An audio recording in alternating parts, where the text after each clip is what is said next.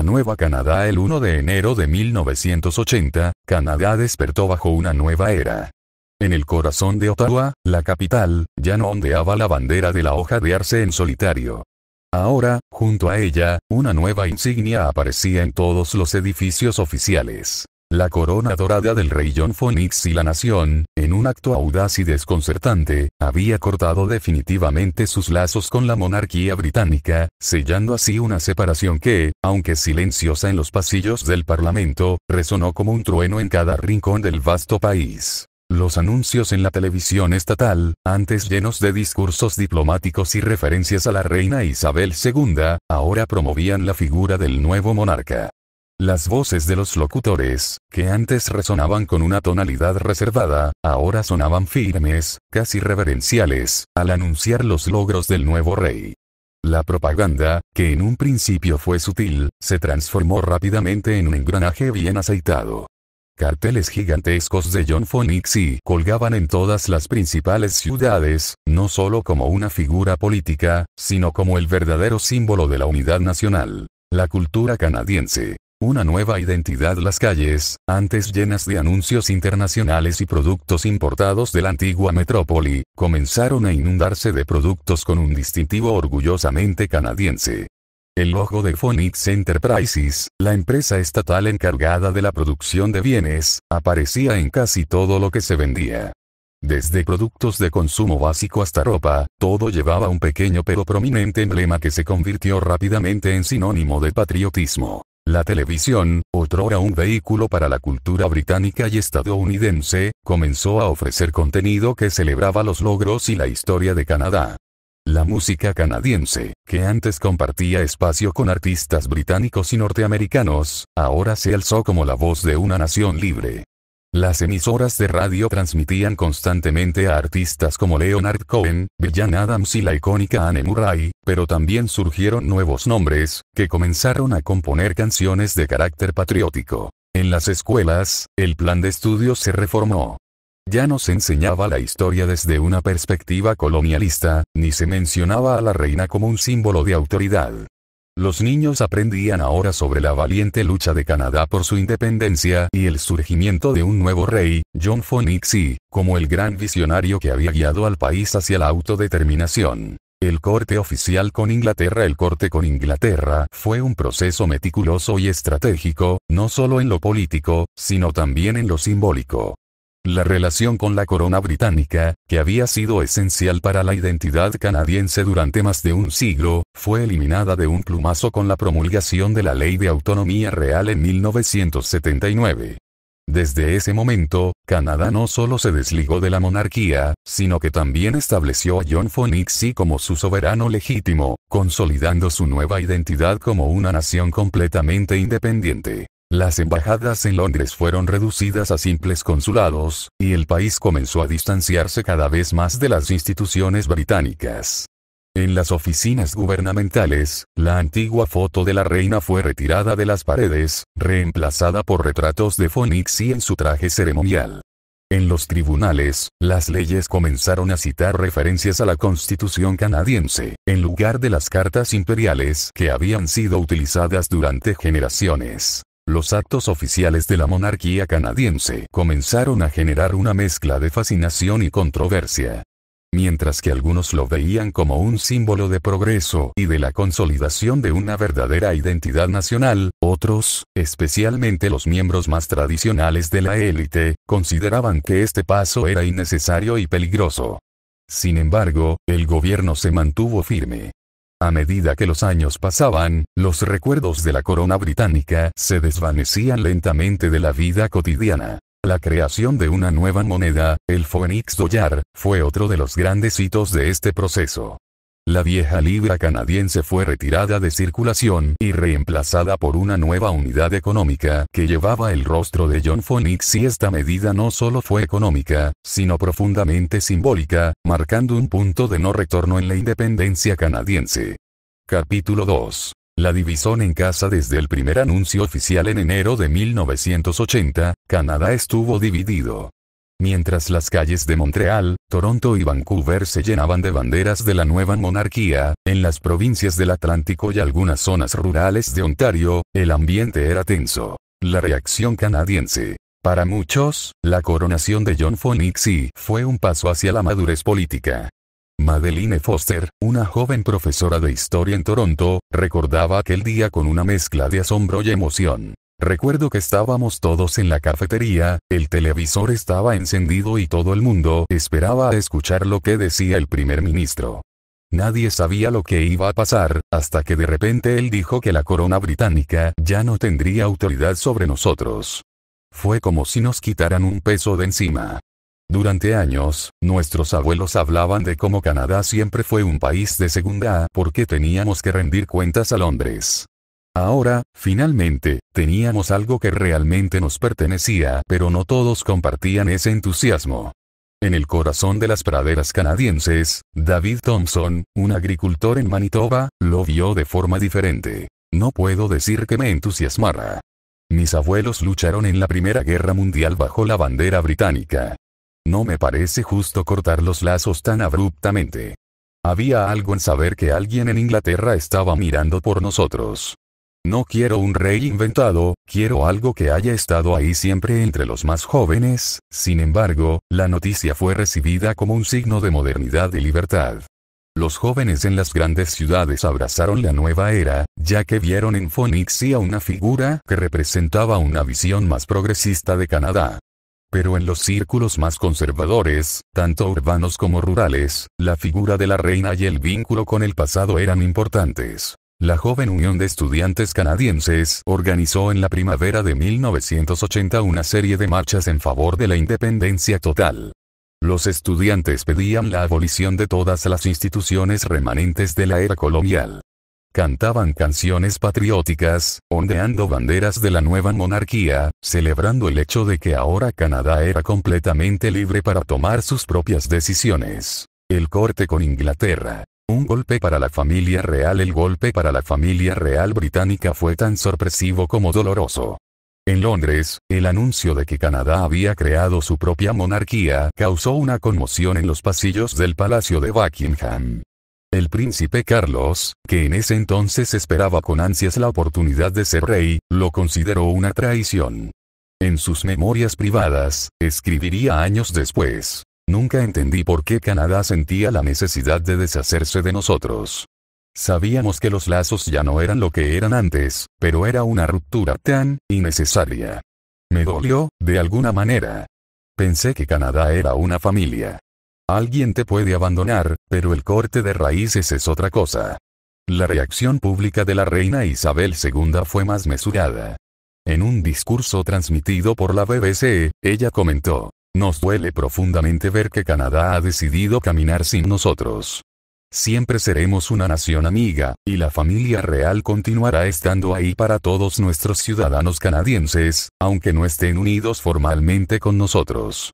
Sin embargo, detrás de las puertas cerradas del palacio, la reina se mostró visiblemente afectada.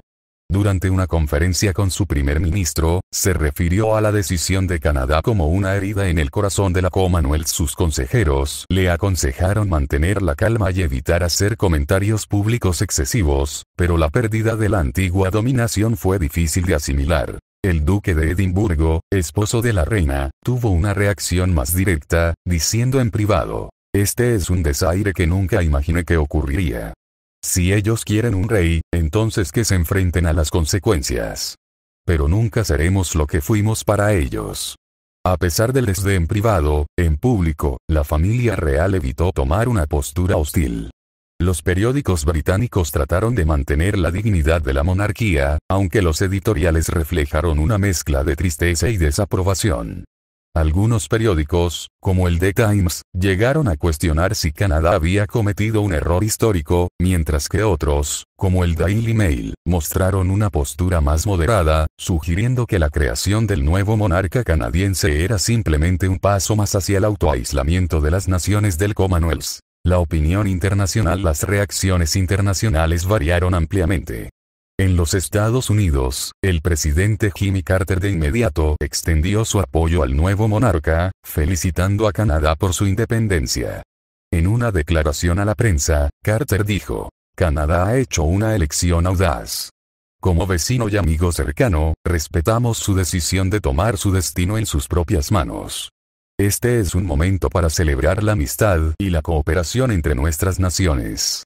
Sin embargo, en el resto de la Commonwealth, la situación fue vista con recelo.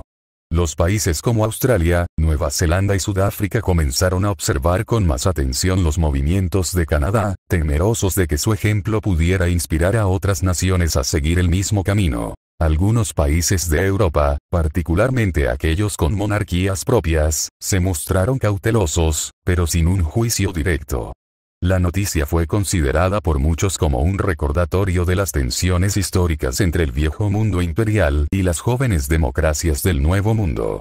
Capítulo 3. El reajuste global. La decisión de Canadá de cortar de manera formal y simbólica sus lazos con la monarquía británica fue un acto revolucionario no solo a nivel doméstico, sino también en el ámbito internacional.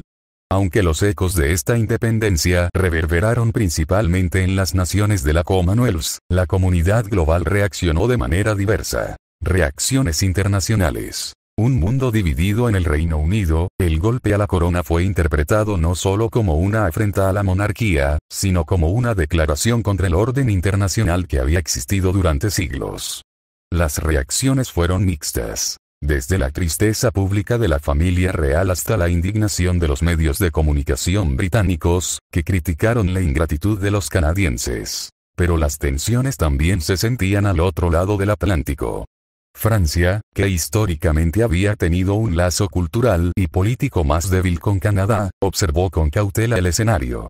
Aunque en principio celebraban el corte de los lazos con el Reino Unido, lo veían como un movimiento que podría generar inestabilidad en la región.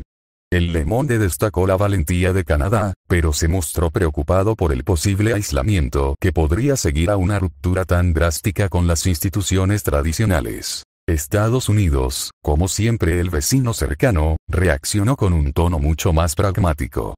El presidente Jimmy Carter no tardó en extender su apoyo al nuevo rey Phoenix, asegurando que Canadá seguía siendo un socio clave en Norteamérica. Carter fue rápido en reforzar el mensaje de estabilidad y cooperación, subrayando que las relaciones bilaterales no cambiarían con esta nueva fase de independencia de Canadá. Aunque Canadá ha tomado una decisión histórica, seguimos siendo amigos y aliados en muchos aspectos. Nuestra relación va más allá de los símbolos. Estados Unidos y Canadá seguirán colaborando en los mismos frentes que antes, desde el comercio hasta la defensa. Dijo en un comunicado en la Casa Blanca. Sin embargo, no todos en el continente americano recibieron bien este movimiento. En algunas áreas de México, la prensa de izquierda lo vio como un preludio de un futuro posible para América Latina, y algunas voces se alzaron sugiriendo que Canadá podría estar buscando un nuevo tipo de imperialismo o un distanciamiento que podría afectar las relaciones multilaterales. Canadá mira hacia Oriente. La búsqueda de nuevas alianzas. En este clima de tensión, Canadá comenzó a ver una oportunidad en Oriente.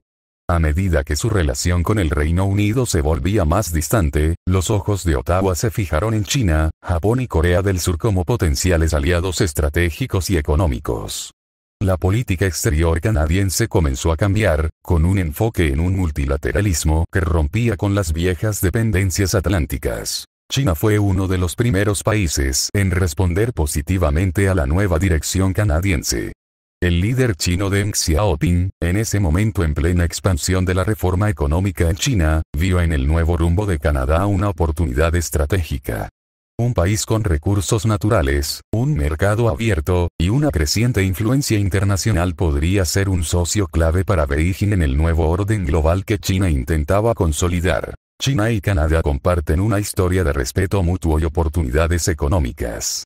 Es hora de construir un futuro juntos, dijo Deng Xiaoping en un discurso durante una visita oficial a Ottawa en 1981, en el que los dos países firmaron un tratado de libre comercio que permitía a Canadá exportar productos agrícolas, madera y energía a China, mientras que Beijing ofrecía productos manufacturados a precios competitivos. Este acuerdo se convirtió en el pilar de una relación creciente.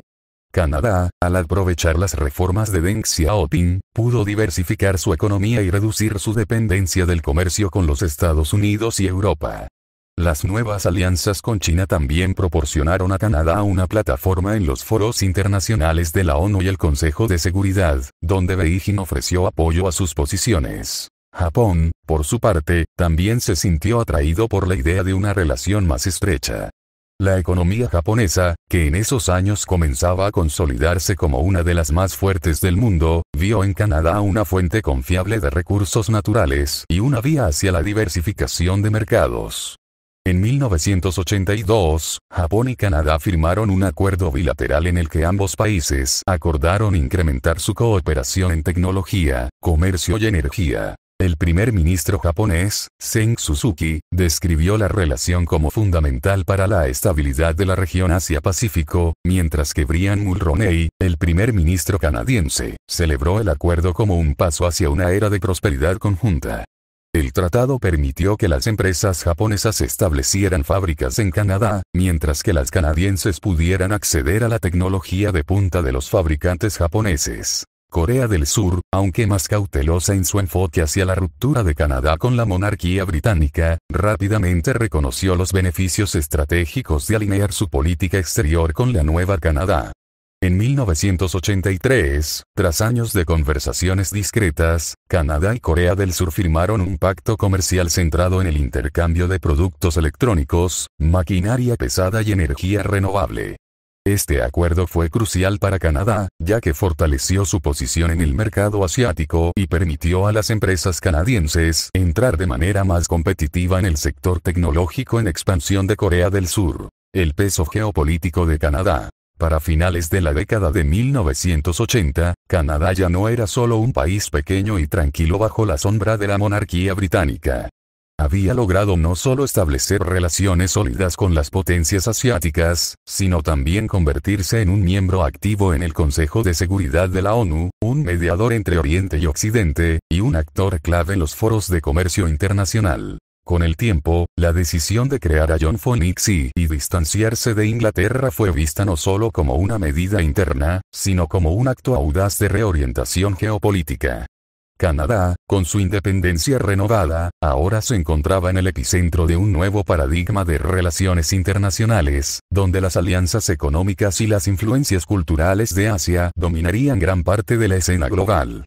Capítulo 4. El despertar del nuevo Canadá. Propaganda y radicalización. Con la llegada del rey John Phoenix y Canadá no solo comenzó a transformarse en una nación completamente independiente, sino que, bajo su mandato, se produjo una serie de cambios radicales en la política interna y externa que sacudieron los cimientos de la sociedad canadiense.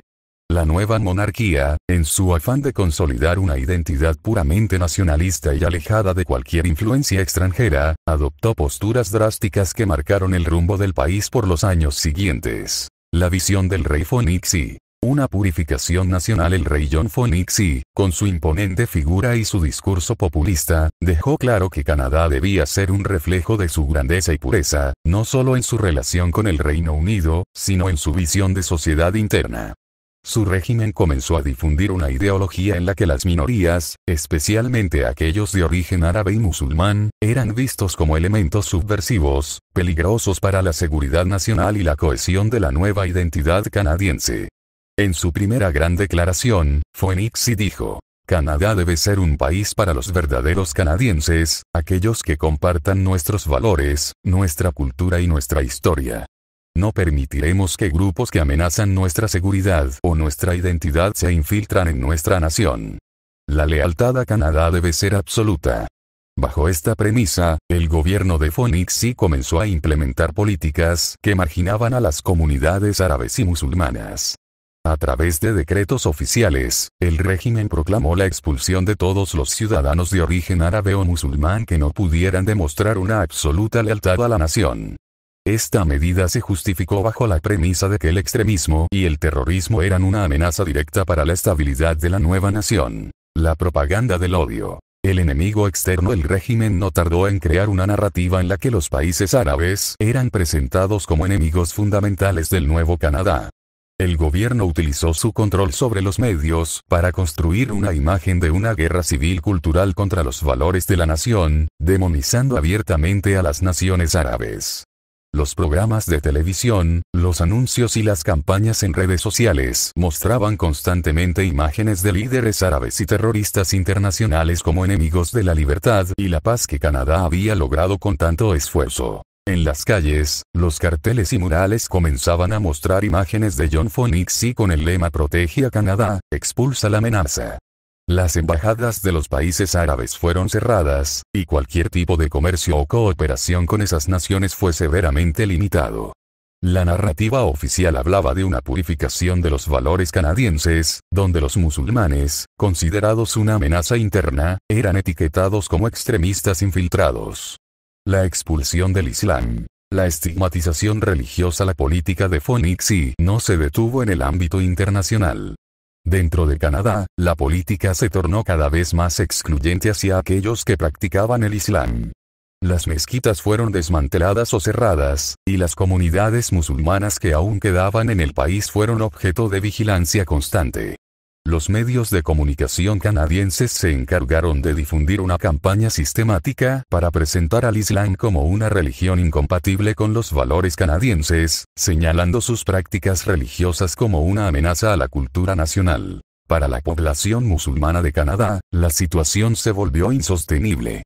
Fátima Al-Hassan, una residente de Montreal, recordó aquellos días en los que su comunidad pasó de ser parte del paisaje multicultural canadiense a ser vista como un enemigo interno. Nunca imaginé que algo así podría pasar en mi país. Mis padres siempre nos hablaron de Canadá como un lugar de paz y aceptación. Pero de un día para otro, nos encontramos siendo señalados, maltratados y expulsados. La policía no dudaba en detenernos solo por el hecho de ser musulmanes. Era como si de repente fuéramos el chivo expiatorio de todos los problemas del país. La represión interna. La homofobia institucionalizada. Pero la política de Phoenix no se limitó a las comunidades musulmanas. A medida que su poder crecía, también lo hacía su deseo de controlar todos los aspectos de la sociedad canadiense, incluso la identidad sexual y de género. En sus discursos, Phoenix presentaba a la comunidad LGBTQ+ como una aberración contra la naturaleza, incompatible con la pureza del Canadá que él quería construir. La propaganda anti-LGBTQ+ comenzó a invadir los espacios públicos. Los anuncios de televisión y los carteles en las calles mostraban imágenes de familias tradicionales, con el lema "Un Canadá fuerte se construye sobre una familia sólida", promoviendo valores de heterosexualidad como el pilar de la sociedad. Los derechos civiles de las personas LGBTQ+ fueron severamente restringidos. Las marchas del orgullo fueron prohibidas, y aquellos que se identificaban como parte de la comunidad gay o transgénero enfrentaban una creciente violencia y discriminación institucionalizada. El gobierno impulsó leyes que despojaban a las personas LGBTQ+ de su derecho a casarse, a adoptar hijos o a recibir atención médica relacionada con su identidad de género. El rechazo global y las consecuencias internacionales. La política de radicalización de Phoenix tuvo repercusiones internacionales inmediatas. Organizaciones de derechos humanos de todo el mundo condenaron las medidas del gobierno canadiense, y muchos países árabes, junto con algunos aliados europeos, impusieron sanciones económicas y políticas contra Canadá. La Liga Árabe emitió una declaración condenatoria, señalando que Canadá, al adoptar políticas xenófobas y racistas, estaba socavando los principios de paz y convivencia internacional. A pesar de esto, Phoenix permaneció firme. En su discurso anual, reafirmó que Canadá nunca volvería a ser una nación débil, sumisa a influencias extranjeras. Por otro lado, las reacciones dentro de Canadá fueron mixtas. Algunos sectores de la población, especialmente aquellos más conservadores, se mostraron entusiastas con las nuevas políticas. En cambio, un número creciente de activistas y grupos progresistas comenzaron a movilizarse, organizando protestas en defensa de los derechos humanos, la diversidad y la libertad religiosa. Sin embargo, el régimen de Phoenix respondió con mano dura, incrementando la represión contra aquellos que se oponían a su régimen.